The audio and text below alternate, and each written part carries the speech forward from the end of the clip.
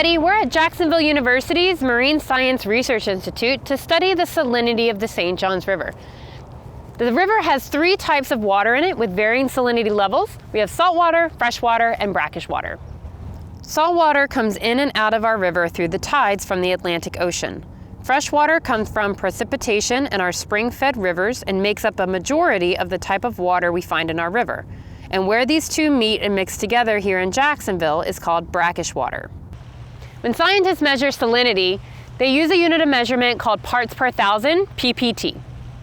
To show this visually, the average salinity of the ocean is 35 ppt. If there are 1,000 milliliters of water, represented here by 1,000 blue beads, then there would be 35 parts of salt, represented by the white beads. The salinity of fresh water is 0 ppt, so you do not see any white beads, and anything in between is considered brackish water.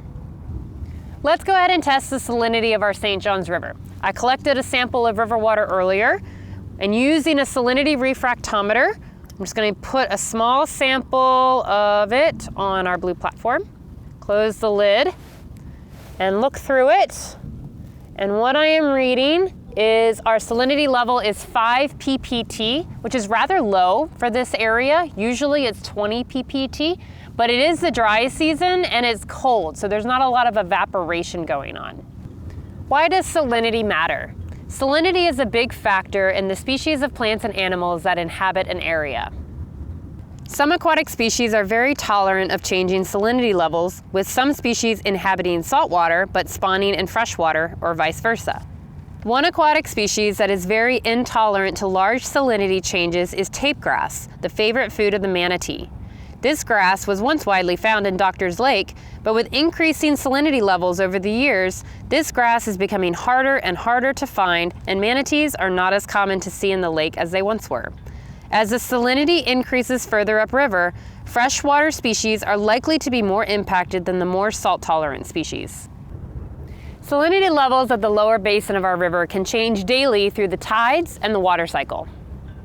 Saltwater is denser than freshwater and will form a wedge-shaped mass that flows upstream along the river's bottom. This salt wedge can be driven further inland by human actions such as dredging the river deeper and withdrawing water from freshwater tributaries for Florida's increasing population. These actions are just a few of what can drastically change the overall ecosystem of our St. Johns River. For more than 8 years, St. Johns Riverkeeper has sought a balanced approach to the deepening of the St. Johns that would protect our river. Unfortunately, the deep dredge has put our river and our community at risk. A few of the mitigation plans St. Johns Riverkeeper has proposed to offset the damaging impacts of saltwater intrusion are breaching the Rodman Dam to restore the natural flow of the St. Johns River's largest tributary, the Ocklawaha River, removing surface water withdrawal projects, and restoring impaired tributaries here in Duval County. One way you can reduce saltwater intrusion into our waterways and our Florida and aquifer is by conserving water.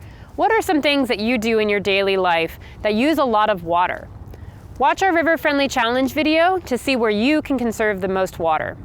Thanks for joining me today to measure the salinity of our St. Johns River, and we'll see you again on the river soon.